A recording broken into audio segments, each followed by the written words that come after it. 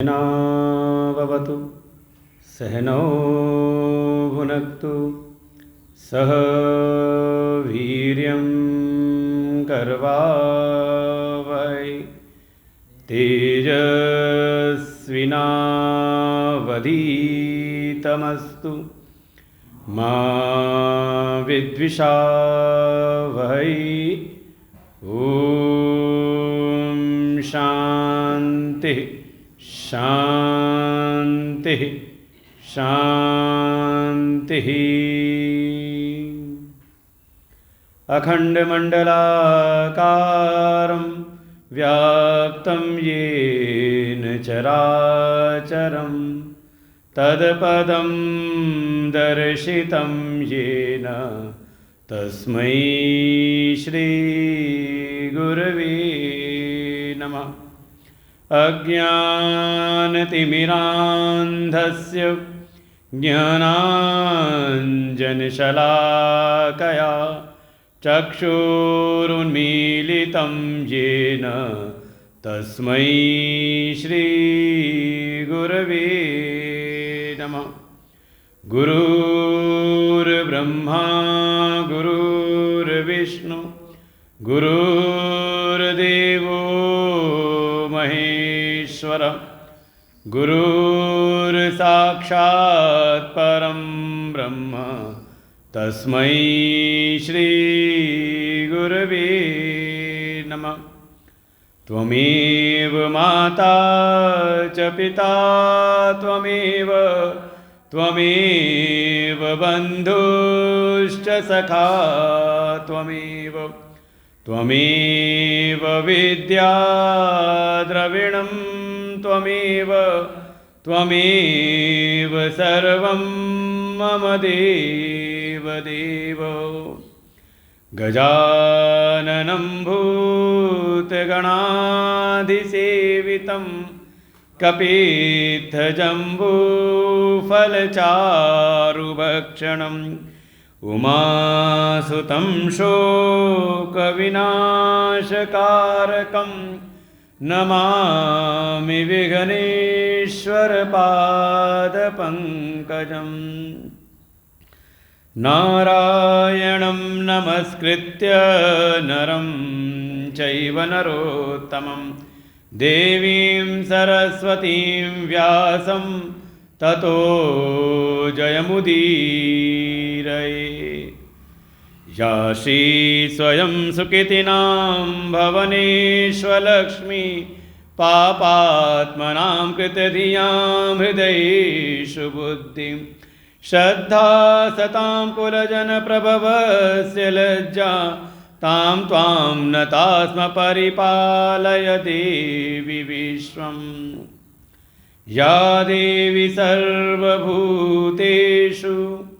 श्रद्धारूपेण संस्थिता नमस्तस्यै नमस्तस्यै नमस्तस्यै नमो नमः।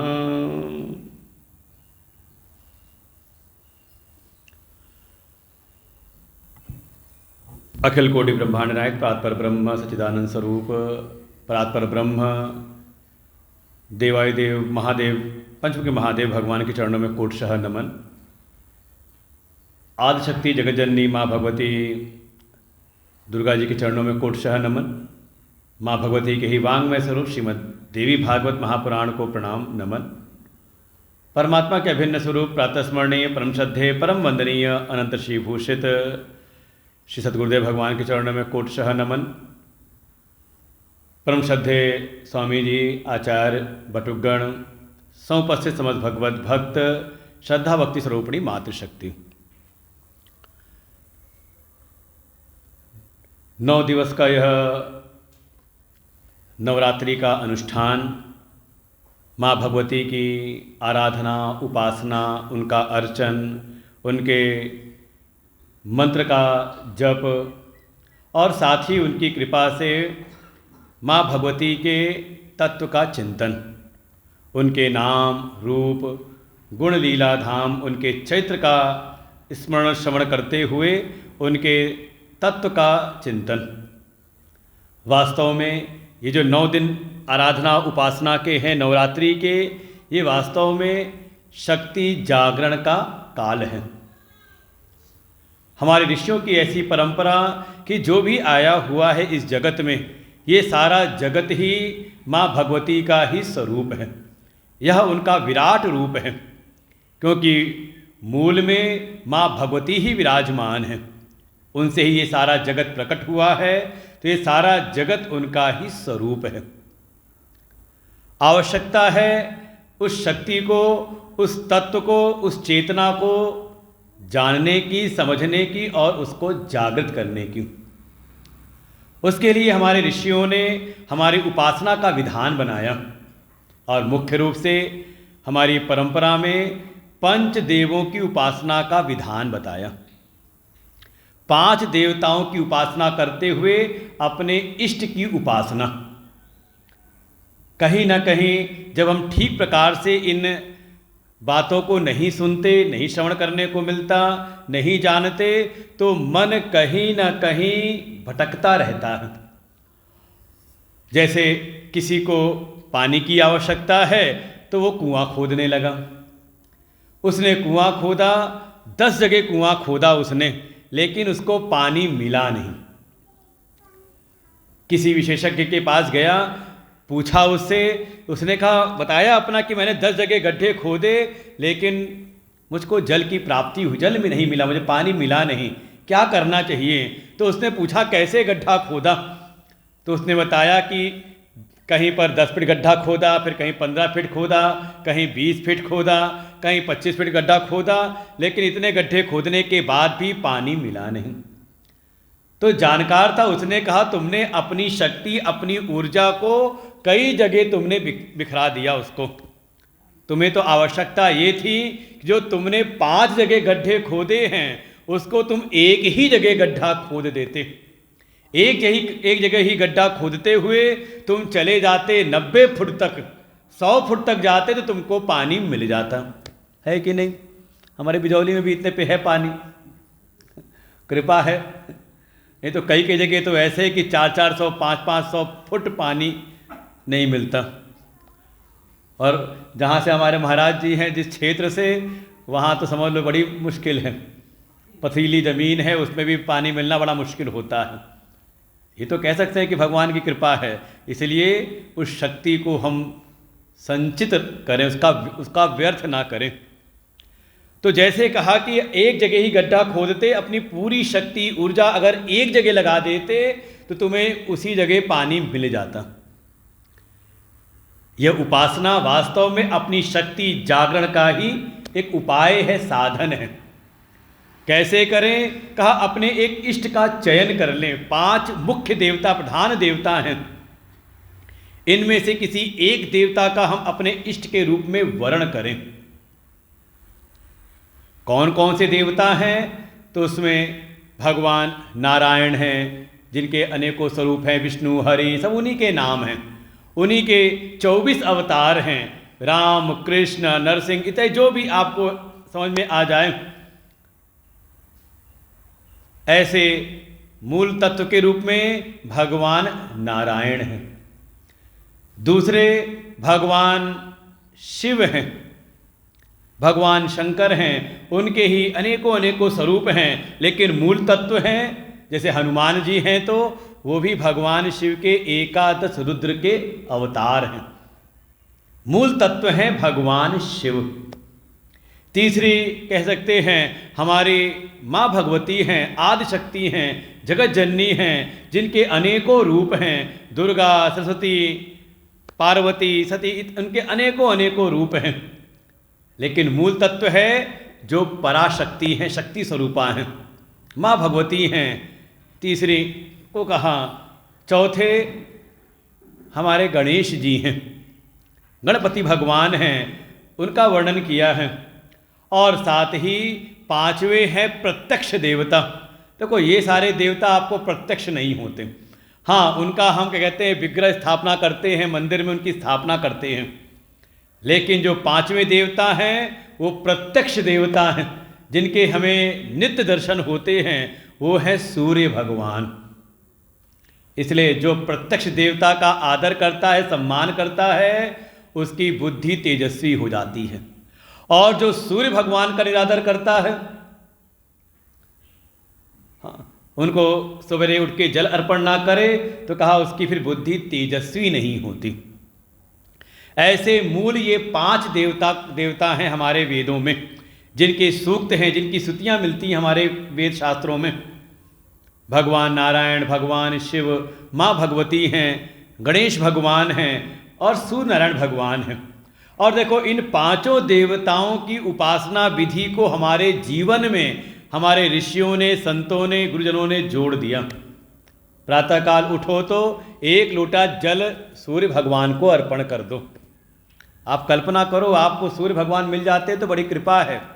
ऐसे ऐसे देश हैं जहाँ सूर्य के दर्शन नहीं होते, और क्या स्थिति होती है आप समझ लो। आपको केवल 1 महीना मिलता है सर्दी का, ठंड का समय, और उसमें भी अगर 4-5 दिन सूर्य नारायण के दर्शन ना हो तो क्या हाय तौबा हो जाती है। ऐसे सूर्य भगवान को उनकी कृपा है, उनकी हमें रश्मियाँ प्राप्त होती, उनकी हमें तेज प्राप्त होता है उनसे। आप उन सूर्य भगवान को 1 लोटा जल चढ़ा देने में हमारा क्या घट रहा है, लेकिन चढ़ाते हैं उन पर वो 1 लोटा जल का ही यानी कितने गुना बढ़ करके भगवान सूर्य की कृपा उसको प्राप्त होती है। उसकी बुद्धि तेजस्वी बनती है, उसकी बुद्धि में विचार करने की सामर्थ्य बढ़ती है। हर जगह उसका जैसे सूर्य का तेज है वैसे ही उसका तेज भी जगत में प्रकाशित होता है। कोई भी कार्य प्रारंभ करना हो तो हमारे ऋषियों ने परंपरा ही कह दी, एक मुहावरा ही बन गया, चलो श्री गणेश करते हैं। ऐसे ही बोलते हो ना, कोई काम शुरू करना हो, घर बनाना हो, कुआं खोदना हो, जो भी करना हो, कहते कब श्री गणेश कर रहे हो। इसका सामने वाला समझ गया कि हाँ काम शुरू करना है। कोई भी कार्य प्रारंभ करना है तो सबसे पहले गणपति भगवान को मना लो, उनका पूजन करो। गणपति भगवान हैं तो साथ में गौरी का भी पूजन कर लो। और देखो कोई पूजन होता है तो पंडित जी आके सबसे पहले गौरी गणेश बनाते हैं। कहीं गोबर से बना देंगे, नहीं तो 2 सुपारी पे उसको लाल पीला रंग करके रख देते हैं कि हाँ ये गौरी, ये गणेश हैं। गणेश को मनाना है, माँ भगवती की, क्योंकि वही तो शक्ति स्वरूपा हैं, उनकी शक्ति है, शक्ति स्वरूपा भीतर विराजमान है, तो हमारे भीतर कुछ सामर्थ्य होती है, हम कुछ कर सकते हैं। भगवान शिव का हम वंदन करें, उनका स्मरण कर लें, और साथ ही भगवान नारायण, इन 5 देवताओं का नित्य स्मरण करते। और देखो ये हमारे जीवन में है, जैसे सूर्य का कहा जल अर्पण करना है, उनको प्रणाम करना है। भगवान गणेश की हमें वंदना करनी, कोई भी कार्य शुरू करना सबसे पहले गणेश जी का पूजन। ऐसे ही नवरात्रि आ जाए तो सामर्थ्य है तो 9 दिन, और नहीं तो पहला और आखिरी रख लेते हैं। घर में माँ भगवती की स्थापना कर लेते हैं, कलश स्थापना कर लेते हैं। फिर कभी शिवरात्रि आई तो भगवान शिव के लिए हमने व्रत रख लिया।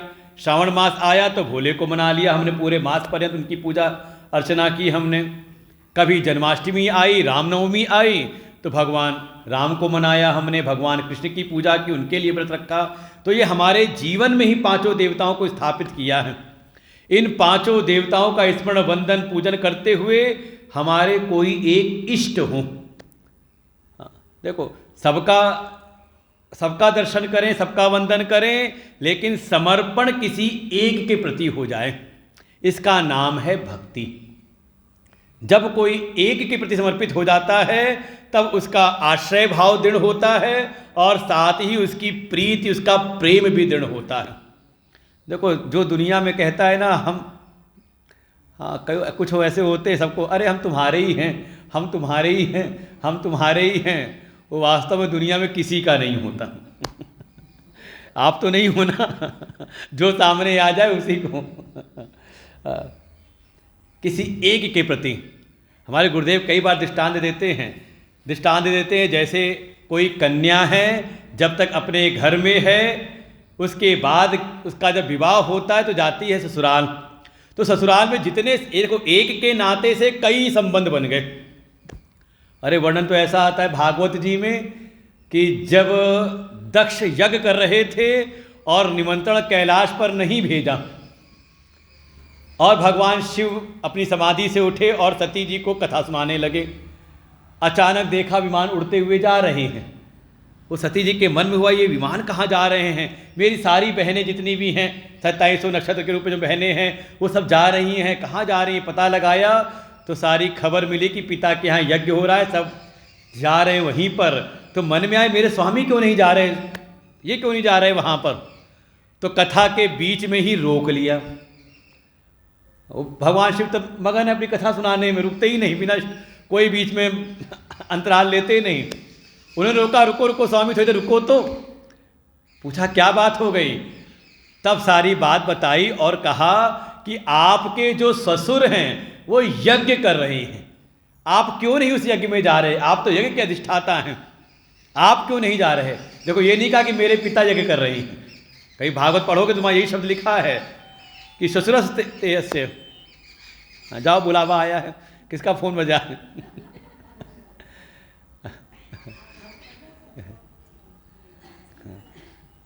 काहे ले आई हो खिलौना ये जो बस में ना हो?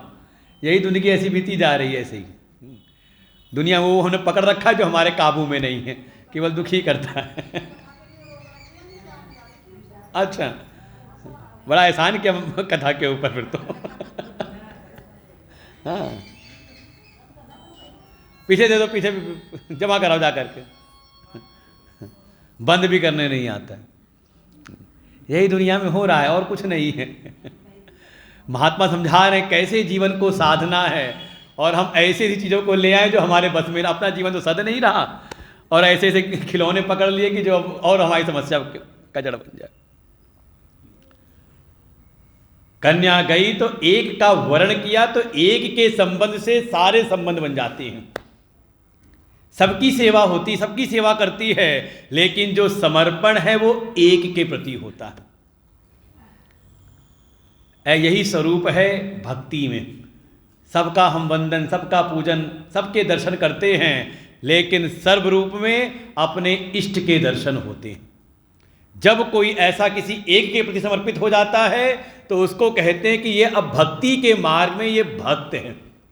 और जब तक उसका मन बिखरा हुआ है तो उपासक है, सेवक है, सब कुछ को कह सकते हो, लेकिन भक्त तो वो है जो एक निष्ठ हो जाए, एक के प्रति समर्पित हो जाए। और जो जिसके भक्त हैं उनकी भक्ति को बढ़ाने के लिए ही पुराणों की कथा है। देखो, जो भी हमारे इष्ट हैं उनके तत्व को जानना है, उनके ब्रह्म स्वरूपता का अनुभव करना है, उनकी आत्मस्वरूपता का अनुभव करता है, उनकी सर्वव्यापकता का अनुभव करना है, तो हमारे उपनिषद सीधे उपदेश करते हैं। लेकिन वह जो ब्रह्म तत्व है, जो परम तत्व है, उसका अनुभव तब तक नहीं होता जब तक अंतःकरण शुद्ध ना हो जाए। और यह अंतःकरण की शुद्धि होती है सेवा से, समर्पण से। तो किसकी सेवा करें? जो निर्गुण निराकार है उसकी सेवा नहीं होती, उसका तो केवल अनुभव होता है अपनी आत्मा रूप में। सेवा किसकी होती है? वही जो परम तत्व हैं अपने भक्त के लिए वो कोई ना कोई व्यक्त रूप धारण कर लेते हैं, और उनके व्यक्त रूप का ही निरूपण होता है पुराण की कथा में। पुराण ही वो जो अव्यक्त स्वरूप परमात्मा है, परम तत्व हैं, जब वे व्यक्त रूप धारण कर लेते हैं, नाम रूप धारण करके जब प्रकट होते हैं, तो उनके चरित्र का, उनके लीला का, उनके गुणधाम का वर्णन करते हैं हमारे पुराण।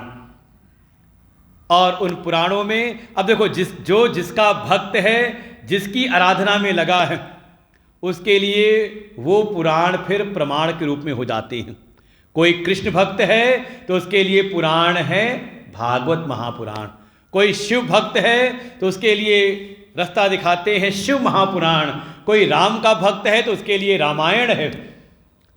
ऐसे ही अगर कोई देवी का भक्त है तो माँ भगवती की आराधना में जो लीन है, सभी देवताओं का नमन वंदन करता है, लेकिन उसका समर्पण है माँ भगवती के चरणों में। माँ भगवती की सेवा में लगना चाहता है तो माँ भगवती की सेवा कैसे करें, वो कौन हैं, वो कहाँ रहती हैं, उनका स्वभाव क्या है, उनको क्या प्रिय है, उनको क्या प्रिय नहीं है, भाई ये सब जानना पड़ेगा ना। भाई किसी की सेवा करनी है तो, अब किसी को हमारी सेवा करनी हो तो लोग आगे पूछते हैं आपको खाने में क्या अच्छा लगता है, आपको कपड़े देने हो तो कपड़े कहाँ से ले करके दें, आपको पूछते हैं लोग आपको क्या अच्छा लगता है। तो ऐसे ही अगर हमारे जो इष्ट हैं, हमारे इष्ट हैं माँ भगवती, वो हमारी आराध्या हैं, तो उनको क्या प्रिय है, उनका स्वभाव क्या है, उनको क्या अच्छा लगता है, उनको क्या नहीं अच्छा लगता है, ये सब जानना है तो आपको श्रीमद् देवी भागवत महापुराण की कथा सुननी पड़ती है। ऐसे ही जिसके जो भी इष्ट हैं, जो आराध्य हैं, वो उनके उस पुराण का श्रवण करें। ये पुराणों की कथा है जो सेवा के प्रकल्पों को बताती हैं, उपासना के प्रकल्प को बताते हैं कि हमें किस प्रकार से सेवा करनी है, किस प्रकार से उपासना करनी है, किस प्रकार से अपने जीवन को हमें धारण करना है। और जब कोई अपने आराध्य के नाम रूप का आश्रय लेकर के, उनके चरित्र का आश्रय लेकर के, उनके गुण लीला धाम का आश्रय लेकर के जब वो अपने जीवन चरित्र को सुधारता है, अपने मन को शुद्ध करता है, हाँ देखो यही करना है और कुछ नहीं है। भगवान को क्या प्रिय है, माँ भगवती की हम आराधना में तो उनको क्या प्रिय है, उनके अनुकूल आचरण करता है। भाई देखो आपके भी बच्चे हों तो, आपके बच्चे हों और आपके अनुकूल ना रहें, हाँ सेवा आपकी, आपको जो जरूरत हो रुपया पैसा ला करके भर दे। आजकल यही हो रहा है दुनिया में। गांव में तो तब भी ठीक ठाक है, शहरों में तो ऐसा है कि कोई कमी नहीं है। बता रहे थे 500 गज का मकान है, कोठी है, और रहने वाले केवल बुढ़े बुढ़िया हैं। ये वास्तविकता है शहरों की। कई बार होता है कि हफ्तों बाद जब बदबू आने लगती तब दरवाज़ा तोड़ करके निकाला जाता है उनको। तो सुविधाओं की कोई कमी नहीं, सुविधाएं सब हैं, लेकिन कोई पास आकर के प्रेम से दो बोल नहीं बोलता। तो बताओ आपका हृदय कितना प्रसन्न होगा। कोई ऐसा हो कि हाँ ज़्यादा आपको सुविधा ना दे पाए, लेकिन आपकी आज्ञा का पालन करे, जैसा आप चाहते हो वैसा अपना जीवन जिए, वही करे जो आप चाहते हैं, आपके अनुकूल रहे, तो देखो उस पर आप अपनी कृपा, अपना आशीर्वाद देते हो, है कि नहीं।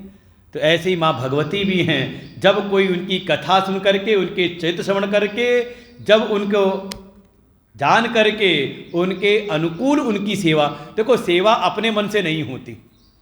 हाँ जो कहते हैं ना, हाँ हमें जो अच्छा लगता है वो सेवा करें, का ये सेवक नहीं होता, फिर स्वामी होता है। फिर कोई एक बड़े दार्शनिक थे, वो किसी समय क्या कहते हैं, उनको जब अपहरण किया गया, लोगों को लेके गए और कहीं मंडी में, वो पहले कई जगह होती थी, मनुष्यों की मंडी लगती थी, दास प्रथा चलती थी, तो वहाँ मंडी में गए तो उनसे किसी ने पूछा, कोई खरीदार था, उसने पूछा आप क्या कर सकते हो, तो उसने कहा मैं मालिक का काम अच्छा कर सकता हूँ मैं शासन कर सकता हूँ, किसी को मालिक चाहिए हो तो बताओ। अरे वहाँ एक सेठ जी है, कहाँ मुझको चाहिए, जो लेके पैसे दे के ले गए उसको, और उसने पूरे जीवन केवल शासन किया है ऐसे बड़े बड़े दार्शनिकों में सीधे उन्होंने कहा, भाई सेवक वो है, सेवक जो करे सेवकाई। जो अपना सुख देखने लग जाए वो सेवक कहाँ है। जो अपनी सुविधा देखे, अपना सुख देखे, वो वास्तव में सेवक नहीं है, फिर वो स्वामी हो गया है। हाँ फिर वो भक्त नहीं बन सकता, वो साधक नहीं बन सकता। जो हर समय अपनी सुविधा देखे, अपने अनुसार जीवन जीने का प्रयास करे, तो उस पर फिर कृपा नहीं होती। वहाँ तो समर्पण का भाव है, जाही विधि मेरा साईं रीझे, सोई भेष धरूंगी। देखो यही मीराबाई ने कहा है, और ये केवल एक उपलक्षण के रूप में है, कि केवल एक उपमा दी है कि केवल वस्त्र नहीं बल्कि पूरा जीवन ही, जिस प्रकार से हमारा जीवन ऐसा हो जाए जिससे भगवान हम पर प्रसन्न हो जाए। भाई देखो ये तो घर में भी देखो, कोई बच्चा आपके अनुसार जीवन जिए तो आपको ज़्यादा टोकना ना पड़े, आप जो चाहते हो जैसा चाहते हो वैसा वो अपने आप काम करने लग जाए तो आप उसको देख करके प्रसन्न होते हो, है कि नहीं। और कोई हमेशा आपके उल्टा चले तो आप चाहो कि हाँ ईंट खड़ी रखनी है, वो पट रखे होते हैं तो घरों में सबके सब क्या है, सब कुछ ठीक है तो अपना, लेकिन आपका उतना उतना प्रेम उससे नहीं होता, है कि नहीं। तो ऐसे ही भगवान भी हैं, वो भी देखते हैं सो मम प्रिय, हाँ वो मुझको प्रिय हैं, मम अनुशासन मानई जोई। ये प्रभु श्री राम, आज रामनवमी है ना, आज भी है कल भी है, दोनों दिन मना लेना। जो आज मना लिए उनके लिए आज है, जो आज न मना पाए हो तो कल मना लेना। हाँ घबराए मत करो, संदेह मत किया करो, जिस दिन मौका मिले उस दिन मना लो, हर चीज़ में खुश रहो। हाँ ये नहीं कि 2 दिन पड़ गई क्या करें 2 दिन पड़ी और 1 दिन भी नहीं कर पाए, तो ऐसे लोग क्या कहा जाए। अरे तो अच्छा है कि 1 दिन नहीं कर सकते तो यहाँ अपनी अनुकूलता देख लो, आज समय नहीं तो कल मना लेंगे, कल नहीं है तो आज मना लेंगे, लेकिन मनाओ जरूर। हाँ भगवान को भूलो मत। अपनी सुविधा नहीं, जो हमारे इष्ट हैं उनकी सुविधा को देखो कि वो उनको क्या अच्छा लगता है। और इस प्रकार से जो कोई भी सेवा समर्पण में लगता है उनको अपना आश्रय मान लेता है कि हाँ मैया हमारी रक्षा करने वाली हैं। वास्तव में वही शक्ति स्वरूपा हैं जो हमारे भीतर चेतना रूप से विद्यमान हो करके हमें भी चेतन कर रही हैं। तब वह सभी अपने कार्यों को करते हुए इस लोक में भी सुखी होता है। उसको सारे संसाधन जो लोगों के लिए अत्यंत ही दुष्कर हैं, उसके लिए इस जगत के भी जो पदार्थ हैं वो अत्यंत ही सहज हो जाती हैं। अब देखो यही संतों का जीवन है, और कुछ विशेष नहीं होता। वहाँ केवल और केवल समर्पण, कि गुरु के प्रति समर्पित हो गए तो उनके अनुकूल। और कई बार जो पुराने लोग होंगे वो जिनसे जो हमसे कई बार चर्चा करते हैं इसी के लिए, तो मैं उनसे पहली बार यही पूछता हूँ। कोई कहते गुरु जी नाराज हैं, तो हमने कहा कोई विकल्प है? कोई और हैं गुरु जी? कोई और भी संत महात्मा हो कि चलो ये वाले गुरु जी नाराज हो गए तो उनको देख लेते हैं, वो नाराज हैं तो तीसरे हैं। वास्तव में अगर लगता है कि हमने समर्पण कर दिया तो अब चाहे वो नाराज हो और चाहे वो प्रसन्न हो, हमें तो हमारा तो केवल एक कर्तव्य है कि हमें सेवा करनी है, उनके रुख को जानना है। देखो यही होता है, एक समय प्रारंभिक अवस्था में हम धर्म अधर्म का विचार करते हैं कि क्या सही है क्या गलत है, और जब हम धर्म के मार्ग पे आगे बढ़ते हैं, वेद के अनुसार शास्त्र अनुसार जीवन जीते हैं, तो भगवान की कृपा से ही हमको कोई संत कोई सद्गुरु प्राप्त हो जाते हैं। समझो ये जीवन का सूत्र है, बिनु हरि कृपा मिले ही नहीं संता। देखो यही बात तो कही ना कि भगवान की हरि की जिनकी मैं पूजा उपासना कर रहा था, कौन कहा लंका में बैठा विभीषण कहता है ये बात कि जब उनको हनुमान जी की से भेंट हुई तो उनको विश्वास हो गया कि देखो जिन हरि की मैं सेवा में लगा था, जिनका सुमिरन कर रहा था, उनकी कृपा हुई तो मुझको संत मिल गए, सद्गुरु प्राप्त हो गए। तो क्या करना चाहिए अब? कहा अब संत जो कह रहे हैं सो तुरंत कर दो। यहीं पे चूक गए विभीषण जी। हनुमान जी ने कहा अरे जब इतना इतना दुखी हो, इतने परेशान हो, वो पूछा कैसे रह रहे हो, तो कहा बिल्कुल वैसे ही रह रहा हूं जैसे 32 दांतों के बीच में जीभ रहती है। तो हनुमान ने कहा भी चलो मेरे साथ में प्रभु के पास ले चलता हूं। कहा कैसे जाऊं? अरे कहते तो हनुमान जी पीठ बिठा के ले जाते, लेकिन उस समय नहीं गए। कब गए? जब जहां से ममता थी ना, आसक्ति थी, जो लालसा थी जगत के भोग की, जब वहां से लात पड़ी तब पहुंच गए भगवान के पास। और भगवान भी पूछते हैं विभीषण कैसे आना हुआ? विभीषण ने कहा श्रवण सुजस सुनी आयऊं प्रभु भंजन भवभीर, हे प्रभु मेरे भव बंधन को काट दो, आपके यश को सुन करके, आपकी कथा सुन करके मैं आया हूं। देखो कथा इसीलिए होती है, कथा केवल इसलिए कि जो हमारे जीवन में हमने अपने आप को, अपने स्वरूप को भूल के, अपने भगवान को भूल करके, उन पराशक्ति को भूल करके जो हमारा मन संसार पर आश्रित हो गया है, संसार के संसाधनों को पर हम आश्रित हो गए हैं, उनके भरोसे। अब देखो कितनी बड़ी समस्या है ना। अच्छा, गांव वालों को चिंता नहीं होगी, ईरान मरे चाहे इजराइल मरे, हमें काहे की चिंता। हमने महाराज जी को फ़ोन किया, हमने कहा सिलेंडर उन्होंने बुक कर लेना, भरवा के रख लेना। महाराज जी ने कहा महाराज जी लकड़ी काट के रखी है ढेर सारी। कोई चिंता नहीं है, जंगल है, अपना लकड़ियाँ मिल जाएंगी आराम से। कुछ नहीं है, उपले पात करके कंडे से काम चला लेंगे। चिंता किसको है? कहा जो गैस पर जिनका जीवन आश्रित है। अब जो रह रहे हैं कबूतर खाने में, फ्लैट में, क्या करें? अब आज चूल्हा भी जलाना हो तो कोई जगह नहीं, चूल्हा कहाँ जलाएं? ड्राइंग हॉल में, बैठक में। अब तो गैस होगी तो काम चलेगा। तो मना रहे हैं कि कब ये लड़ाई बंद होगी, कब। देखो, हमने आश्रय बनाया संसार में, तो संसार में कोई ऐसी चीज नहीं जो नित्य हो, सबके सब विनाशी हैं। तो जगत के विनाशी पदार्थों को आपने आश्रय बनाया, तो आपको कभी ना कभी, किसी ना किसी समय आपको दुख उठाना पड़ेगा। यही बात समझाने के लिए पुराणों की कथा है। कथा सुन करके ही भगवान के, माँ भगवती के, जब हम यश का, उनके चरित्र का श्रवण करते हैं, तब उन पर विश्वास दृढ़ होता है, उन पर भरोसा जमता है, और वही हमारे जीवन के आश्रय बन जाते हैं। और कथा सुन करके भगवान में आश्रय नहीं बना तो फिर इंतजार करना पड़ता है कि कब दुनिया की लात पड़ेगी। आना तो है ही है, चाहे संतों की बात सुन करके आ जाओ भगवान के रास्ते पर, और नहीं तो इंतजार करो दुनिया की लात खाने के। देखो, आज साफ साफ बात है, अब कल से तुम लोग आओ ना आओ कोई बात नहीं, लेकिन बात तो यही है। दो ही चीज है सार पूरी कथा के, या तो संतों की बात,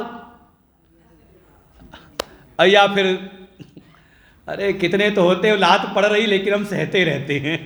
कोई बात नहीं, आज नहीं कल ठीक हो जाएगा, अरे आगे ठीक हो जाएगा।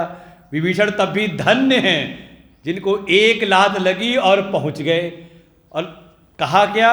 प्रभु आपकी कथा सुन करके आया हूं। भगवान समझ के हनुमान जी ने सुनाई थी कथा, लेकिन मन में आया कथा तो तभी सुनाई थी जब लंका दहन किया था, तभी क्यों नहीं आ गए? क्यों नहीं आए? क्योंकि अभी जो मन की जो कहीं ना कहीं आसक्ति है वो संसार के संसाधनों में है। अभी पूरी तरह से कह सकते हैं आश्रय भाव और प्रियता का भाव, प्रेम और भरोसा अभी भगवान पर दृढ़ नहीं हुआ।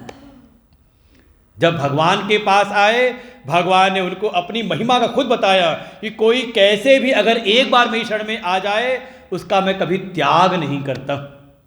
ये सब बात सुनी, और सुनते सुनते भगवान की सेवा में जब लगे, देखो प्रभु की सेवा करते करते तब धीरे धीरे भगवान के ऊपर विश्वास दृढ़ हुआ, उनकी सेवा से हृदय शुद्ध हुआ, और फिर भगवान से प्रेम दृढ़ हुआ। और तब कहते हैं उर कछु प्रथम वासना रही, प्रभु पद प्रीति सरित सो बही। ये जब तक संसार के विषयों की वासनाएं मन में रहती हैं, तब तक भगवान की भक्ति दृढ़ नहीं होती। ये कथा ही भगवान के चरित्रों का, उनके महिमा का वर्णन करा करके हमारे चित्त की वासनाओं का दहन करती है। हम जब माँ भगवती की उपासना में लगते हैं तो ये उपासना ही हमारे चित्त की वासनाओं को भस्म करती है। इसलिए पूरा इसमें वर्णन किया है। और फिर जब दृढ़ हुआ, कोई आ गया तो माँ भगवती कृपा मिलती है उसके ऊपर, और यह हर समय यह ज्ञान बना रहे, यह बोध हो जाता है कि वास्तव में मेरी सामर्थ्य नहीं है। वो माँ भगवती हैं जो पराशक्ति हैं, उनकी शक्ति से ही आज मैं बोल रहा हूँ, आज मैं कुछ कर रहा हूँ, आज मैं चल रहा हूँ। इसमें मेरी महिमा नहीं है। और जब कोई कहीं ना कहीं उन पराशक्ति माँ भगवती की महिमा को विस्मृत करके अपने अभिमान में चूर होता है, तो शक्ति उनका साथ छोड़ देती है। यही होता है। और फिर जीवन में कहीं ना कहीं हमें अपयश मिलता है, हमारा अपमान होता है, हमारा तिरस्कार होता है, और साथ ही हमारे भीतर जो बल है, पौरुष है, वो भी क्षीण हो जाता है। जो हम साक्षात शक्ति स्वरूप हैं, साक्षात तत्व स्वरूप हैं, जैसे ही हम अपने अभिमान में आ गए, अभिमान से चूर हो गए। देखो यही बात कही भजन में, जब मैं था तब हरि नहीं, और जब हरि हैं तो हाँ, जब तक ये मैं बैठा रहता है तब तक माँ शक्ति की जो कृपा है वो फिर दूर हो जाती है।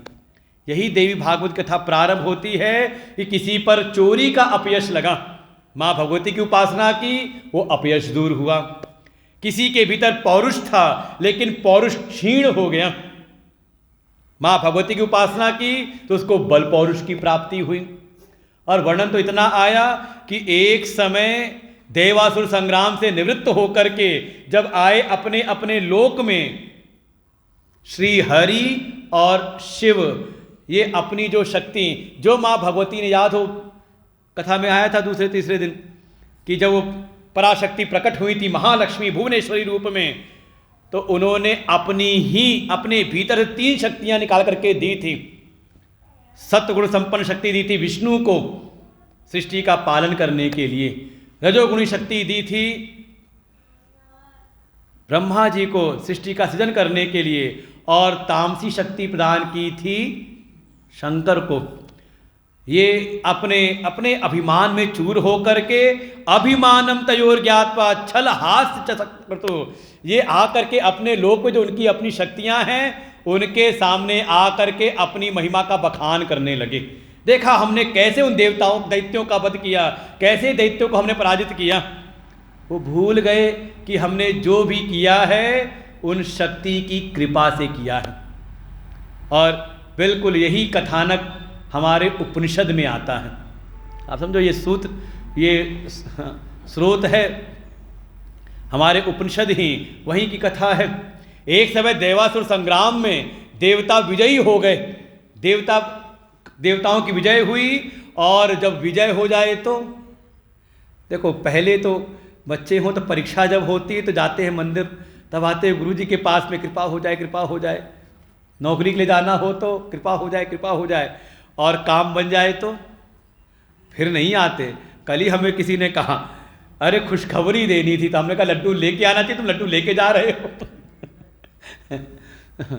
क्या है, काम बन जाए तो फिर हम भूल जाते हैं। ये जब तक विजय नहीं हुई थी तब तक भगवान की क्षण में रहते हैं, माँ भगवती को मनाते हैं, और विजय मिल गई तो सब जश्न मनाने लगे। ऐसे ही वर्णन किया उपनिषद में। केन उपनिषद कथानक आती, आख्यान बताया, वहाँ पर देवता जश्न में डूब गए। और जब वहाँ जश्न मतलब पार्टी हो गई, होने लगी। और जब पार्टी होने लगी तो सब अपनी अपनी महिमा को, देखो हमने कैसे उसको पूरा हवा में उड़ा दिया। पवन देवता आए, अग्नि देवता ने कहा अरे देखो मैंने कैसा उनको आग में जला के भस्म कर दिया। कोई आए, देखा मैंने कैसे उनको पानी से भिगा भिगा के उनको तंग कर दिया, डुबो दिया उसमें। सब अपनी अपनी महिमा का बखान कर रहे थे। अचानक उनके सामने एक यक्ष प्रकट हो गया, और जैसी वो यक्ष का प्रकट हुआ, उसका तेज के सामने ये सारे देवताओं का तेज धूमिल हो गया। आश्चर्य हुआ, कौन है ये यक्ष, क्या करे, किसी की हिम्मत नहीं जाके पूछ ले। तब जो प्रधान देवता हैं अग्नि और पवन देवता वो गए हैं, लेकिन वो जाते उनसे कुछ पूछते उल्टा उसी ने पूछ लिया तुम कौन हो। ये बताते अपना परिचय दिया कि मैं अग्नि देव हूं, दुनिया में जो कुछ भी है सबको मैं जला सकता हूं। वो जो यक्ष प्रकट हुआ था, ब्रह्मदेव यक्ष जो प्रकट हुए थे, उन्होंने एक तिनका रख दिया और कहा एतद दह, इसको जला दो। और उसके बाद अग्निदेव अपनी पूरी ताकत लगा देते हैं, उस तिनके को नहीं जला पाते और लज्जित होकर के वापस लौटते हैं। यही हाल हुआ पवन देवता के साथ में। इंद्रदेव आए तो वहां से अंतर ध्यान हो गया, लेकिन लौटे नहीं इंद्रदेव। तब उनके मन में आया कि आखिर ये यक्ष कौन था। तब वहाँ पर स्वयं माँ भगवती प्रकट होती हैं, और माँ भगवती ने उनको फिर उस तत्व के विषय में बताया है कि वो साक्षात जो परब्रह्म हैं, वही उनके ही शक्ति से आप सब शक्तिवान हुए थे। लेकिन विजय होने के बाद आप अपने अभिमान में चूर हो गए, इसीलिए आपकी ऐसी स्थिति हुई है। ये दोनों जो देव जाकर के अपनी अपनी महिमा का बखान करने लगे, अपनी अपनी शक्तियों का तिरस्कार किया। देखो, जब भी आप अपनी महिमा, अपने अभिमान का वर्णन करने लगते हो तो समझ लो उसी क्षण आप भगवान का तिरस्कार कर रहे हो। उनका आपने विस्मरण किया और बस वहीं से आप अपने जीवन में समस्याओं और संकटों का बीज बो देते हो। इसीलिए भूल करके भी ये दोनों की जो शक्तियां थी, दोनों कहते नाराज होकर लुप्त हो गई। अंतर्हिते चा भवताम, दोनों की शक्तियां वहां से अंतर्ध्यान हुई और ये जाते ये निस्तेज हो गए। हाहाकार मच गया देवताओं में, सब देवता इकट्ठे हुए और फिर प्रजापति हैं दक्ष, देवताओं के साथ माँ भगवती की स्तुति करते, आराधना करते हैं, उनके मंत्रों का जाप किया, जिससे माँ भगवती प्रकट हुई, प्रसन्न हुई। और माँ भगवती ने वरदान दिया है दक्ष को, तस्या नाम सतीम चक्रे, कि हे दक्ष जाओ, मैं तुम्हारे यहाँ शक्ति के रूप में प्रकट होंगी, तुम्हारी कन्या के रूप में, तो मेरा विवाह शिव के साथ कर देना, उनको शक्ति की पुनः प्राप्ति हो जाएगी। बस ध्यान रखना, मेरा कभी निरादर ना करना, अगर मेरा निरादर किया तो तत्काल ही मैं वो शरीर का त्याग कर दूंगी। सती रूप में प्रकट हुई हैं, वही शक्ति प्रकट हुई हैं, उनका विवाह हुआ शिव के साथ में। और आगे समुद्र मंथन में वही जो उनकी लक्ष्मी थी विष्णु की शक्ति, वो वहाँ प्रकट हुई, उनका फिर विवाह हुआ भगवान विष्णु के साथ में। इधर सारी कथा हुई, शिव सती का प्रसंग सुनाया, जिसमें एक समय दक्ष ने निरादर किया, उन सती जी ने अपने शरीर का त्याग कर दिया। भगवान शिव ने तो वीरभद्र को भेज के यज्ञ का विध्वंस कराया, और जब यज्ञ मंडप में देखा सती जी का शरीर पड़ा हुआ है, बड़े शोक से मग्न होकर के, बड़े ही व्याकुल होकर के उन्होंने सती के मृत शरीर को ही अपने कंधे पर रख लिया और विलाप करते हुए इधर उधर रोष पे भ्रमण करने लगे। कैसे शांत किया जाए उनको? जब कोई युक्ति नहीं निकली, तब भगवान श्री हरि ने ही अपने चक्र के साथ, उनके मन में यही आया कि जब तक सती जी का शरीर उनके सामने है तब तक इनका शोक दूर नहीं होगा। तब भगवान श्री हरि ने अपनी लीला के द्वारा चक्र से माँ भगवती के एक एक अंग को काटना शुरू किया, और वो अंग कटते कटते जहाँ जहाँ पर गिरते चले गए, वहाँ वहाँ पर माँ भगवती की ही शक्ति जागृत हो गई, वो सबके सब शक्ति पीठ हो गए। वाराणस्याम विशालाक्षी गौरी मुख निवासिनी, क्षेत्रे वै नैमिषारण्ये प्रोक्ता सा लिंगधारिणी, प्रयागे ललिता प्रोक्ता कामुकी गंधमादने, मानसे कुमुदा प्रोक्ता दक्षिणे चोत्तरे तथा। ऐसे जगह जगह पर वाराणसी में साक्षात विशालाक्षी रूप में, नैमिषारण्य में माँ भगवती का ज्योतिर्लिंग प्रकट हुआ, शक्तिपीठ प्रकट हुआ, प्रयाग में, ऐसा करते करते 108 स्थानों में। इमान्यष्ट शतानि शिव पीठानि जन्मे जय, तत्संख्यकादिशान्यो देव्यश्च परिकीर्तितः। 108 ज्योतिर्लिंग, 108 शक्तिपीठ स्थापित हुए, और जहाँ जहाँ माँ भगवती की शक्ति स्थापित हुई, वहाँ वहाँ भगवान शिव भी वहाँ पर अपना एक स्वरूप लेकर के प्रकट हो गए, विराजमान हो गए। ऐसे जो 108 शक्तिपीठ हैं, इनमें जो जाकर के माँ भगवती के दर्शन करता है, वहाँ कोई अपना पूजन अर्चन, कोई भी उपासना क्रम करता है, वहाँ जाके दान पुण्य करता है, तो माँ भगवती कृपा से उसके सारे संकट दूर हो जाते हैं। यहाँ तक वर्णन किया, तस्मिन् क्षेत्रे स्थायेतु चांडालाद्या अपि प्रभो, देवी रूपास्थिता सर्वे पूजनीया ततो हिते। ऐसे शक्ति पीठ में अगर कोई चांडाल भी निवास करे तो वो भी माँ भगवती का ही स्वरूप हो जाता है। इधर एक दैत्य है तारकासुर, उसका उत्पात काफ़ी बढ़ा, उसने भगवान शिव के औरस पुत्र से ही मरने का वरदान प्राप्त कर लिया। तब सभी ने प्रार्थना की, तो यही माँ भगवती ही प्रकट हुई हैं हिमवान के यहाँ पर। सभी देवताओं ने पुरस्करण किया है माँ भगवती के मंत्र का। अम्बा यज्ञ विधानज्ञा अम्बा यज्ञ चक्रिरे, तृतीयादिव्रतान्याशु चक्रु सर्वे सुरा नृप, केचित् समाधि निष्णाता केचित् नाम परायणा, केचित् सूक्त परा केचिन्नाम परायणोत्सुका। सभी देवता मिलकर के हिमवान के साथ में माँ भगवती का अम्बा यज्ञ का अनुष्ठान करते हैं। सबके सब वहाँ एकत्र हुए। कोई माँ भगवती के नाम का जप करता है, कोई उनके सूक्तों का पाठ करता है, कोई उनके चरित्र का पाठ करने लगा। ऐसे करते करते माँ भगवती प्रसन्न हुई। अकस्मात चैत्र मासीयन नवम्याम च भृगोदिने, और चैत्र मास की नवरात्रि के नवमी के दिन माँ भगवती साक्षात प्रकट हुई। न च स्त्री रूपम अथवा च अथो उभयम कुमारी नव यौवनाम, और माँ भगवती नवमी के दिन एक कुमारी कन्या के रूप में प्रकट हुई। सभी देवताओं ने उनकी स्तुति की।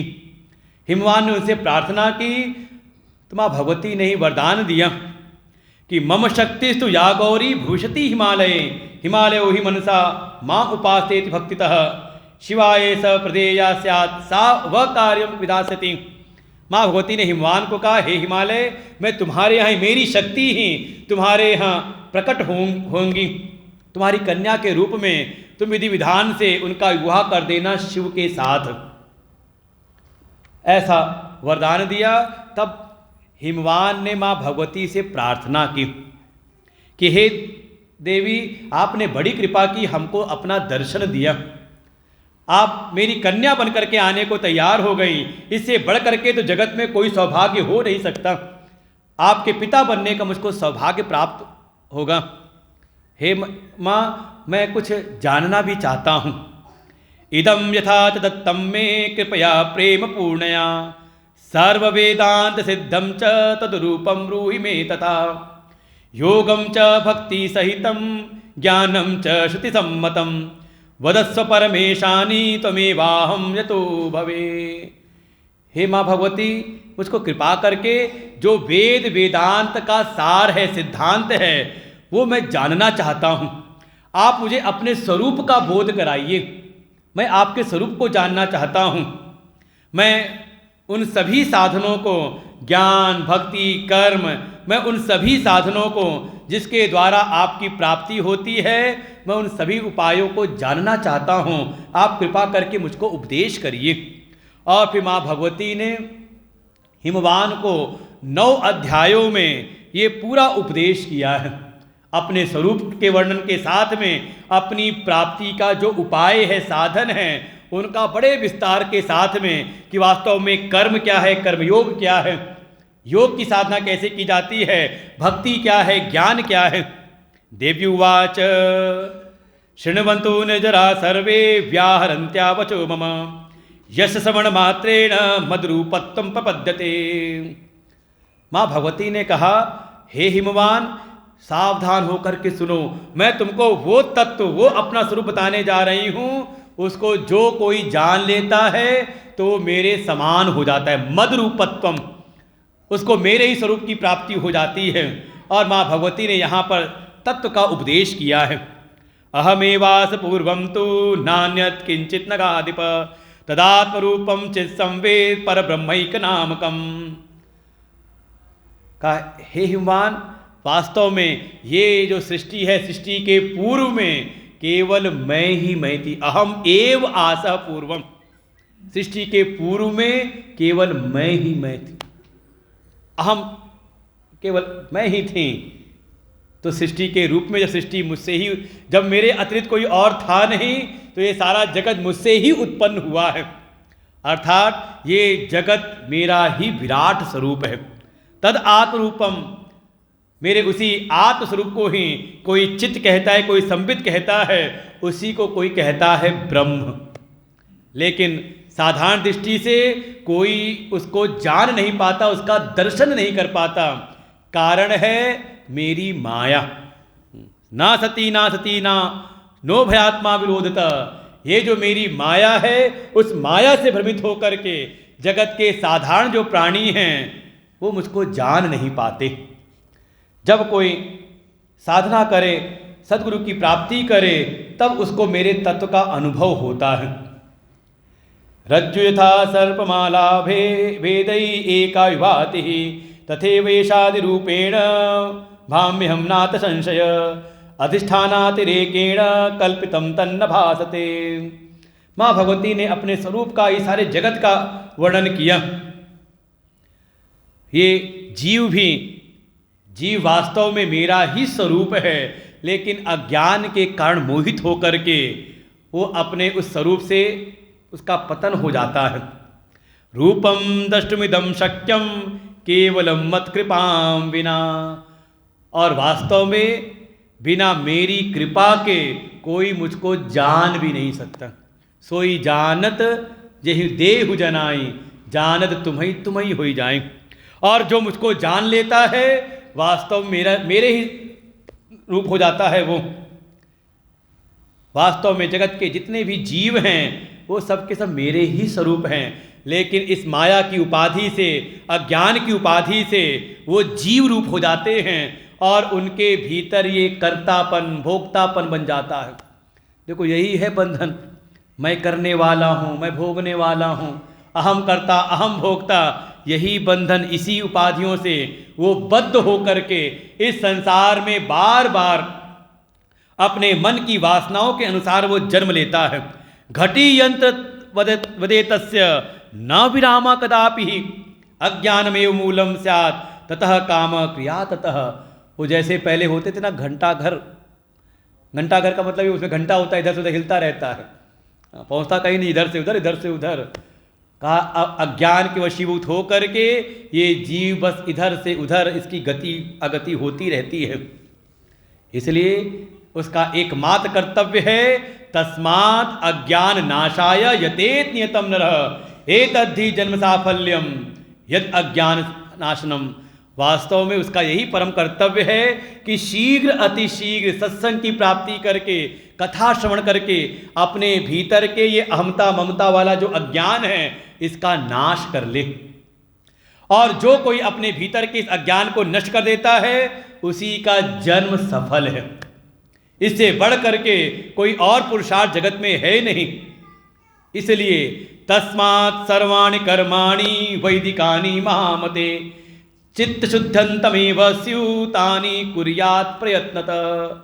इसीलिए उस परम ज्ञान को पाने के लिए, माँ भगवती के तत्व को जानने के लिए, अपनी आत्मा को जानने के लिए पहले वो अपने अंतःकरण को शुद्ध करे। और शुद्धि कैसे होगी अंतःकरण की? कहा जो जो वेदों में धर्म बताए हैं, जो जो भी सेवा के प्रकल्प बताए गए हैं। और वास्तव में देखो जो महापुरुष होते, सद्गुरु होते हैं, उनको आवश्यकता नहीं होती इन सब सेवा प्रकल्पों की। ना तो गुरु जी को अब आवश्यकता है भगवान में मंदिर में जाके भगवान का अभिषेक करने की, ना उनको आवश्यकता है ब्राह्मणों बटकों का कहीं कुछ ना कुछ उद्धार करने का, उनकी सेवा कुछ विद्यालय चलाने की, ना उनको कोई आवश्यकता है गौशाला चलाने की। क्यों? क्योंकि इन सब के द्वारा जो अंतःकरण शुद्धि करके जो ज्ञान की प्राप्ति करनी थी वो ज्ञान तो उनको प्राप्त हो गया, तो आवश्यकता उनको नहीं है। किसको आवश्यकता है? जो उनके अनुयायी शिष्य हैं, जिनको वो निरंतर ब्रह्म विद्या का, उपनिषद विद्या का, गीता का और इन पुराणों के तत्व का निरूपण उनको उपदेश करते हैं। सुनने में तो अच्छा आता है, समझ में आता है, लेकिन उनको ये ज्ञान भीतर टिकता नहीं है कि नहीं।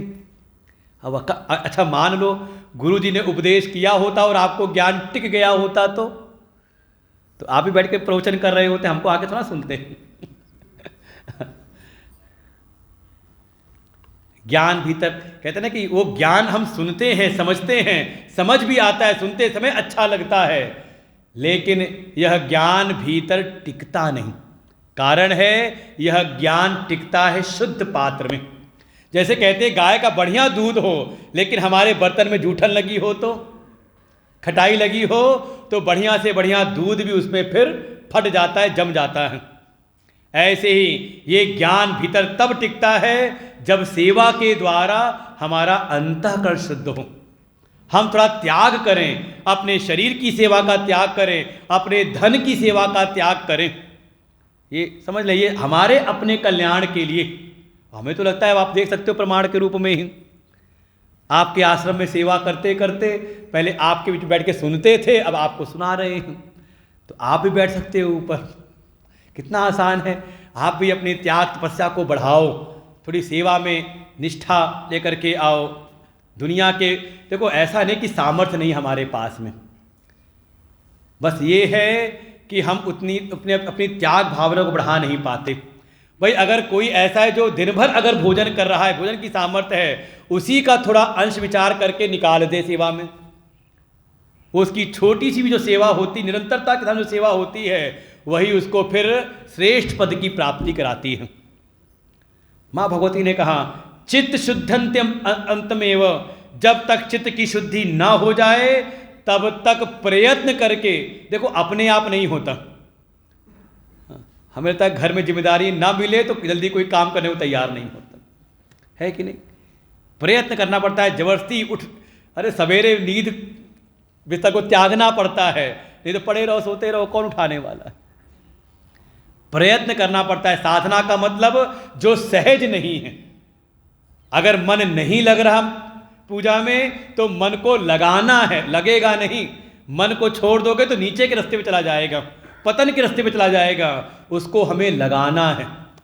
अगर आपको श्रेष्ठ जीवन की प्राप्ति करनी है, आपको अपने जीवन में अगर उत्कर्ष की प्राप्ति, श्रेष्ठत्व की प्राप्ति करनी है तो प्रयत्न करना पड़ेगा। देखो एक दिन में भोजन बनाना नहीं आता, किया गया एक ही दिन में। एक दिन में कोई गाड़ी चलाना नहीं सीख लेता। क्या होता है, बार बार करते करते, अरे अक्षर का ज्ञान, वो अक्षर लिखना एक दिन में नहीं आता, लेकिन निरंतर उसको जब हम लगे रहते हैं, करते रहते हैं, प्रयत्न करते हैं, तो धीरे धीरे हमारी सहज अवस्था हो जाती है। ऐसे ही पूजन पाठ जप, इसमें अगर मन ना लगे, सेवा में मन ना लगे, जबरदस्ती करो, प्रयत्न करो, अपनी सामर्थ्य को इसमें लगाओ, और लगाते लगाते धीरे धीरे आपका चित्त शुद्ध होगा। और चित्त शुद्धि का परिणाम शमोदम तितिक्षा च वैराग्यम तत्व संभव तावत् पर्यंतमेव स्यु कर्माणि न ततः परम। आपका अपने मन पर संयम होगा। लाइट जला दो, पंखे बंद कर दो। हमारा अपने मन पर संयम होगा। अभी जो हमारी इंद्रियों के घोड़े अपने आप विषयों में भागते रहते हैं और विषय भोग करके दुखी होते रहते हैं, हमारी अपनी इंद्रियों पर संयम होगा। देखो ये है अंतःकरण शुद्धि का परिणाम, ये लक्षण होते हैं। अब हमारा मन वहां लगता है जहां हम लगाना चाहते। देखो पहले भगवान में मन नहीं लगता था, कहां लगता था, कहीं पंचायत हो रही है दुनियादारी की तो वहां तुरंत मन लग जाता था, लेकिन कथा में, भगवान के भजन में नहीं लगता था। लेकिन बार बार प्रयत्न किया, लगाया, तो अब हो सकता है भगवान की पूजा में मन लगता है, उनके जप में, उनकी कथा में मन लगता है, और अब मन संसार की बातों में नहीं लगता। ये लक्षण है। भगवान की बातों में मन न लगे और संसार की बातों में रस मिले तो समझ लो अभी अंतःकरण शुद्ध नहीं हुआ। जब स्थिति ऐसी हो जाए कि कोई आके जबरदस्ती आपको सुनाए, अरे सुन सुन सुन, और आप कह दो बस चुप रहो, तुम अपनी बात अपने तक रखो। देखो ये होता है कई बार। वो कहते ना कि कुछ नगर निगम के वो होते हैं कूड़ा रखने का, वो जैसे है लोहिया नगर में, वो दुनिया जगत का, दुनिया भर का कूड़ा ला करके जो गाड़ियाँ सुबह सुबह ला करके वहाँ डालती रहती हैं और कूड़े का पहाड़ बनता रहता है कि नहीं। तो ऐसे ही नगर निगम का डिपो तो नहीं बना रखा है आपने अपने चित्त को, अपने मन को, कि जो आता है मोहल्ले से कोई कूड़ा ढूंढ करके लाया और ला के दुनिया की निंदा बुराई आपके ऊपर गाड़ी से उड़ेल दिया सुबह सुबह ही। फिर कोई आया, वो भी अरे सुन सुन सुन, उसने ला के कूड़ा डाल उड़ेल दिया। बिल्कुल कह देना, जब कोई आए दुनिया की इधर की बात लेकर के, ऐसे कान बंद कर लेना, कहने नहीं सुनाई दे रहा। ये सब बात करनी है तो जाओ अपने घर, जब वापस जाओ, ये हमारा कूड़ा घर नहीं है कि नहीं। अगर चर्चा करनी है तो भगवान की चर्चा करो, भगवान का कीर्तन करो, भगवान के नाम का जप करो। जितना आवश्यकता है, दुनियादारी की जितनी आवश्यकता है उतना करें, अनावश्यक दूसरे की निंदा बुराई में अपने मन को न लगाएं। और जब आप पहले ये सब प्रयत्न करना पड़ता है, और प्रयत्न करते करते आपकी सहज स्थिति हो जाएगी। धीरे धीरे वो गाड़ियां कूड़े वाली आना ही बंद हो जाएंगी। समझ लो, ये पहचान है कि आपका मन शुद्ध हो गया है। वो लोग जान जाएंगे कि इनके सामने सब बेकार है बात करना है, कोई आने ही बंद हो जाएंगे। ऐसा जब हो जाए, मन शुद्ध हो जाए, तो फिर क्या करे, कहा जब मन शुद्ध हो जाए, तदंते चैव सन्न्यस्य संशयेत गुरुम आत्मवान श्रोत्रियम ब्रह्मनिष्ठम च भक्त्या निर्वाजया पुनः। जब अंतःकरण ऐसा शुद्ध हो जाए, हमारा अपने मन पर नियंत्रण हो, अपनी इंद्रियों पर हमारा नियंत्रण हो जाए, हमारे भीतर सहन शक्ति बढ़ जाए, तितिक्षा आ जाए, हमारा धैर्य बढ़ जाए, ऐसे सद्गुणों से युक्त होकर के शुद्ध अंतःकरण निर्मल मन के साथ में फिर गुरु की शरण में जा करके उनकी सेवा करते हुए, देखो हमारी सेवा हमारे त्याग से ये पहचान होती है कि हमारे भीतर लगन कितनी है। हाँ, तब गुरु सब कृपा करते हैं। और हमारे भीतर त्याग तपस्या है नहीं तो गुरु ही समझ आते कि आया है केवल टाइम पास करने के लिए। गुरु सेवा करते हुए फिर उन श्रोत्रिय ब्रह्मनिष्ठ जो आत्मवान है, साक्षात ब्रह्म स्वरूप ऐसे जो गुरु हैं, उनकी शरण में जाकर के वेदांत शरणं कुर्यात् नित्यमेव अतंद्रितः, फिर उनकी शरण में जाकर के वेदांत का श्रवण करो।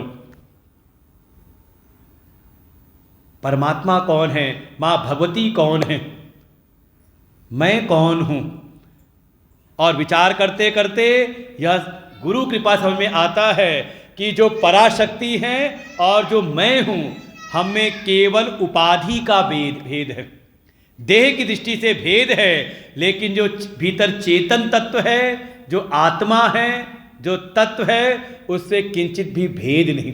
वो माँ भगवती जो पराशक्ति हैं, उनकी शक्ति स्वरूप हमारी आत्मा है, दोनों में एकत्व है। तत्त्वमस्यादि वाक्यम तु जीव ब्रह्मैक्य बोधकम ऐक्ये ज्ञातम निर्भयस्तु मद्रूपो हि प्रजायते। और उसको जैसे ही सद्गुरु कृपा से उसको इस एकत्व का बोध हो जाता है, आत्मा और ब्रह्म के एकता का अनुभव हो जाता है, उसी क्षण वो इस जगत में निर्भय हो जाता है। फिर आके डराओगे ना तो डरता नहीं है। नहीं तो कई बार होता है लोग आके चौधार दिखाते डराने के लिए कि हमारे यहाँ पर कोई आके रह सकता है हाँ, जो हमारे अनुसार चले। तो बाबा जी कहते जाओ, रास्ता खुला है, बाहर निकल जाओ दीवार दिखाई मत देना। हाँ, तो क्या है, कहा वो निर्भय होकर के रहता है। तब हम सुनते हैं कि ऐसे साधु संत जंगलों में भी अकेले पड़े रहते हैं। किस आधार पर, कहा इस ज्ञान के द्वारा। जब वो अपने आत्मा रूपी सारे जगत को देखते हैं, सब में अपनी आत्मा को, आत्मा में ही सबको, फिर वे उसी क्षण निर्भय हो जाते हैं। और माँ भगवती कहती हैं ऐसा कोई ज्ञानी है तो मद रूप प्रजायते, वो तो मेरा रूप ही हो जाता है, जानत तुम्हें हो जाई, ऐसा वर्णन किया है। इसलिए इस ज्ञान को प्राप्त करना ही जीव का परम लक्ष्य है। इसके लिए ही माँ भगवती की कथाएं हैं। तो कथा केवल प्रेरित करने के लिए होती हैं। कथा में पूरा ज्ञान नहीं मिलता, कथा से हमें प्रेरणा मिलती है और फिर हमारे भीतर रुचि जागृत होती है कि हम उस तत्व को जानने का प्रयास करें, अपनी सेवाओं को बढ़ाएं। और अगर भीतर प्रेरणा प्राप्त हो जाए तो समझो कथा सफल है। ना हम तीर्थे न कैलाशे वैकुंठे वा न कार्हचित् वसामि किं तु मज्ज्ञानी हृदयाम्भोज मध्य में। माँ भगवती कहती हैं, हे हिमवान, इस जगत में वास्तव में मैं कहीं तीर्थ में नहीं रहती। ना अहम तीर्थे, ना कैलाशे, ना वैकुंठे, ना करहिचित्। मेरा निवास कहीं पर इधर उधर नहीं होता। तो कहाँ रहती हूँ? तो कहा वसामि किम तु मद्ज्ञानी, जो मेरे इस ज्ञान को धारण कर लेते हैं, ऐसे जो ज्ञानी हैं उनके हृदय में मैं विराज करती हूँ। और वास्तव में ऐसे महापुरुष जहाँ विराजमान हो जाएं वहीं पर तीर्थ हो जाता है। अब आपके बिजौली गांव में कौन सा तीर्थ है, लेकिन आश्रम बन गया तो यहाँ किसी ज्ञानी संत का निवास हुआ, उनके द्वारा आश्रम की स्थापना हुई, तो सद्गुरु की कृपा से यही हमारे लिए तीर्थ हो गया। और इसीलिए ऐसे जो ज्ञानी हैं उनके जो भी शिष्य होते हैं उन पर भी मेरी कृपा रहती है। माँ भगवती देखो, आप शरण में हैं ऐसे ज्ञानी महापुरुष के, तो उन पर भी, उनके शिष्यों पर भी बस ये है कि शिष्य का भाव भी कैसा हो तो वर्णन किया। शिष्याय च यथोक्ताय वक्तव्यम नान्यथा क्वचित् यस्य देवे परा भक्ति यथा देवै तथा गुरौ। जैसी भक्ति हमें हमारी अपने इष्ट के प्रति है। हमारे जो भी इष्ट हैं, हम शिव भक्त हैं तो जैसी भक्ति शिव के प्रति है, हम भगवान नारायण के भक्त हैं तो जैसी भक्ति समर्पण नारायण के प्रति है, हम माँ भगवती के भक्त हैं तो जैसी भक्ति माँ भगवती के प्रति है, वैसी ही भक्ति जब गुरु के प्रति हो जाए। यस देवे पराभक्ति यथा देवई तथा गुरौ। जिस क्षण वैसी भक्ति हो जाती है तो वो शिष्य भी वो मेरे ही स्वरूप हो जाता है, वो भी मेरे स्वरूप को जान लेता है। इसलिए इस जगत में अगर कोई ऐसे तत्वज्ञ ज्ञानी प्राप्त हो जाए तो समझ लो उस पर उस जान ले कि मुझ पर माँ भगवती की कृपा हो रही है। यस्यायं सुकृतं कर्तु समर्थस्ततो ऋणी पितरोप्यधिको प्रोक्तो ब्रह्म जन्म पदायक। और कहा ऐसे ज्ञानी सद्गुरु मिल जाएं तो वास्तव में इससे बढ़ करके माँ भगवती की कृपा नहीं।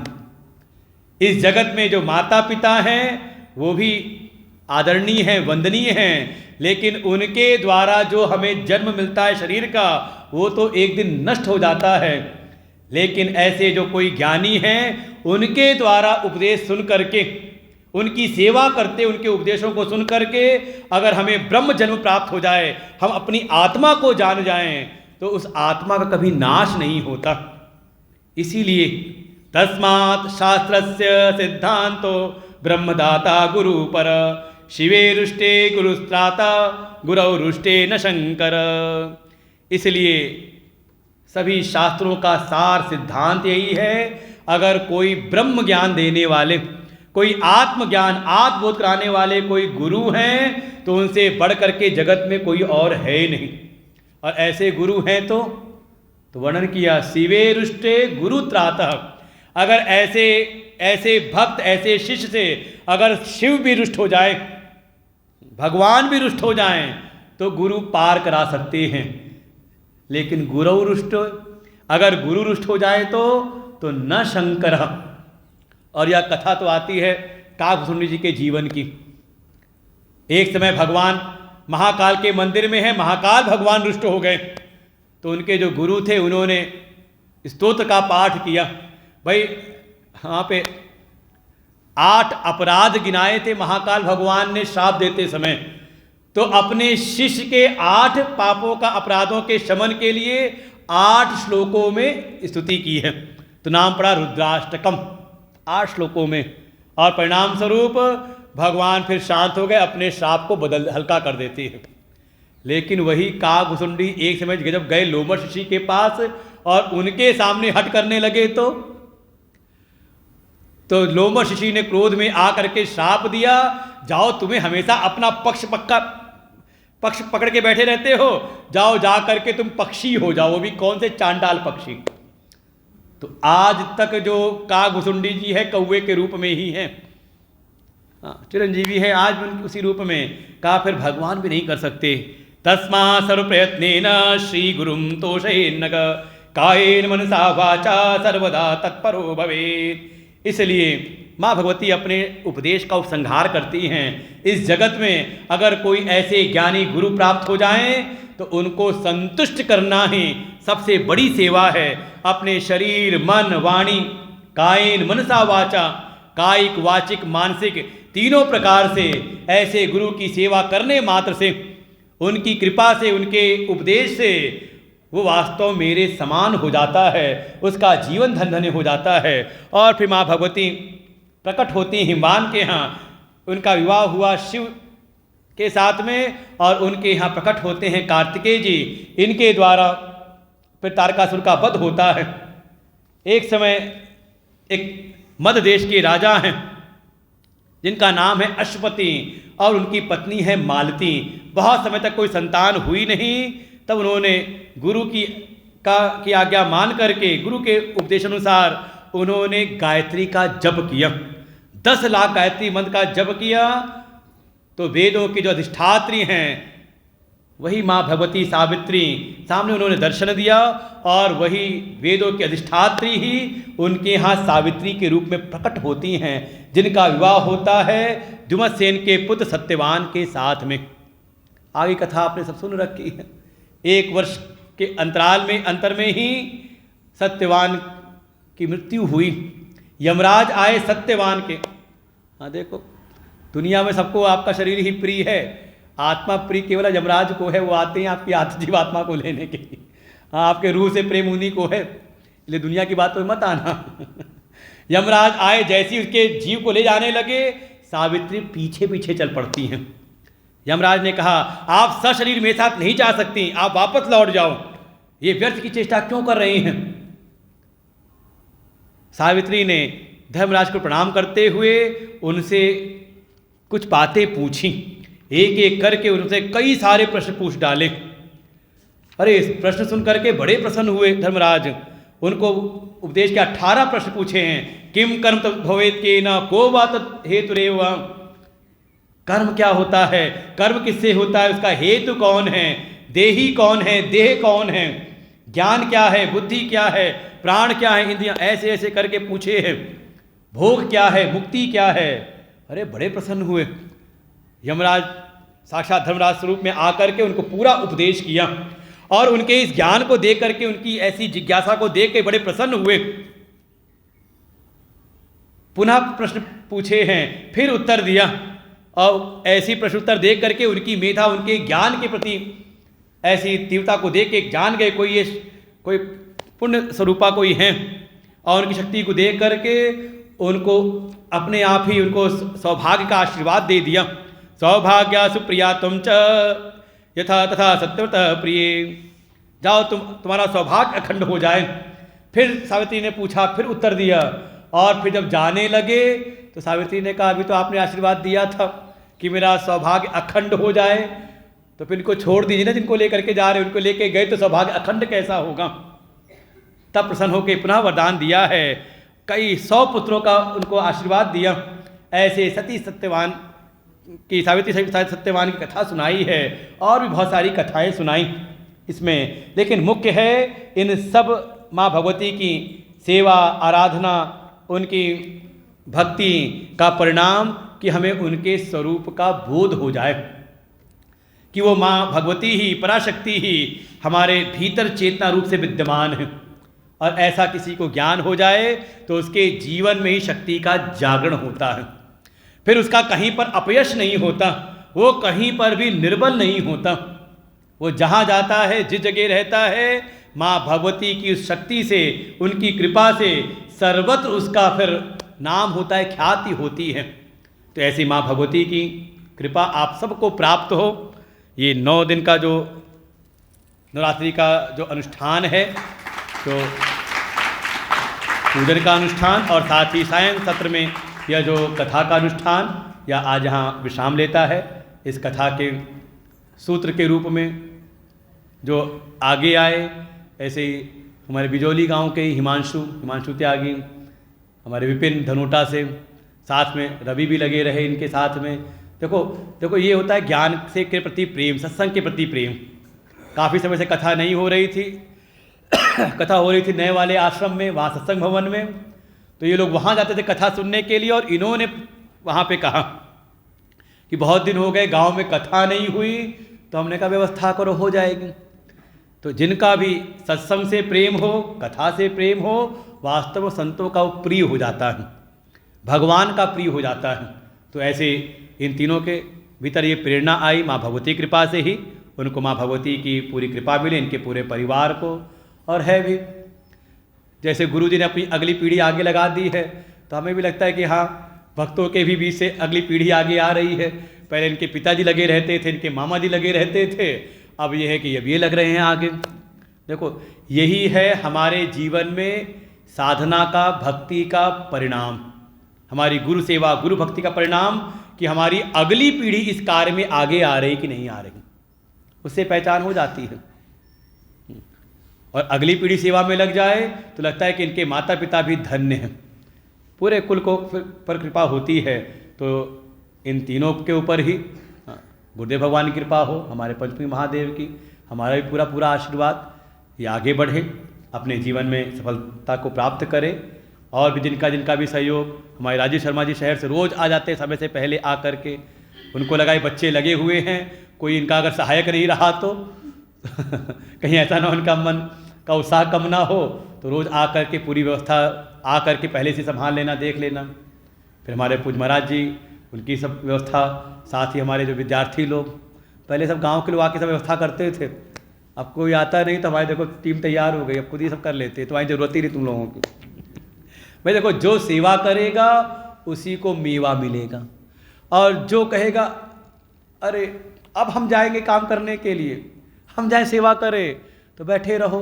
देखो जब तक ये देखो हमारी भक्ति सेवा कथा का परिणाम कि हमारे भीतर ये अभिमान ना आए, अहंकार ना आए, और जरा सा अभिमान अहंकार का अंकुर भीतर आ गया तो समझ लो फिर शक्ति भीतर से गायब हो जाती है, फिर हमारा उत्कर्ष नहीं होता, फिर हमारी शक्ति फिर निम्न कार्यों में जाती है, व्यर्थ होती है। तो जिनका भी सहयोग सेवा इस श्रेष्ठ कार्य में, बहुत सारे लोग ऐसे हैं जिन्होंने इस अनुष्ठान के लिए, नवरात्रि अनुष्ठान के लिए, जो अभी आके आश्रम भी उन्होंने नहीं देखा, लेकिन हमारे एक हैं प्रवीण जी फरीदाबाद से, स्वयं आके कथा सुनते हैं, आप सबको प्रेरित करते हैं, और खुद अपने जितने भी जान पहचान वाले सबको लेकर ला करके जो हमारा नवरात्रि का अनुष्ठान है उसको बहुत अच्छी प्रकार से, कोई कमी ना रहे उस अनुष्ठान में, बिल्कुल राजोपचार के रूप में सारे अनुष्ठान होते हैं। जैसे कल की व्यवस्था भी है, कल इस पूरे अनुष्ठान की कथा और पूजन अनुष्ठान का जो पूर्णाहुति है, यज्ञ होगा सुबह 7 बजे से ही, और फिर 9 बजे से यहाँ पर कन्या पूजन। तो जो भी कन्याएं हों गांव में, हाँ बुड्ढी बुड्ढी नहीं, 2 साल से लेकर 10 साल तक की, हाँ जितनी भी हो सबको भेज देना यहाँ पर, उनका यहाँ पर पूजन होगा, उनको यहाँ पर दक्षिणा दी जाएगी, और उनके लिए कुछ भेंट की व्यवस्था, गिफ्ट की व्यवस्था भी की गई है, तो सब उनको दिया जाएगा। और जिनको भी उस श्रेष्ठ कार्य में अपना सहयोग देना हो, अपनी आहुति देनी हो, वास्तव में ये छोटी से छोटी सेवा भी हमें समझ लो बड़ा पुण्य देती है, बड़ी कृपा के रूप में हमारे सामने प्रकट होती है। तो कल कन्या पूजन और यज्ञ के द्वारा इस पूरे अनुष्ठान की पूर्णाहुति होगी, तो सभी आमंत्रित है। कल भी भंडारा नहीं है, कन्याओं का भोजन है। हाँ, नहीं कि हल्ला कर दो गांव में, किसी को घुसने नहीं देंगे भंडारे में, चल कन्याओं का होगा, कुछ लंगूर आ जाएंगे तो उनके लिए रहेगा सब। बाद में आगे बढ़ो, इन्हीं शब्दों के साथ में कथा यहाँ विश्राम लेती है, फिर आप लोग कथा होगे, फिर कथा की जाएगी। अब तो बढ़िया, कुछ चिंता नहीं की बारिश होगी, हो गई तो लगा हुआ है।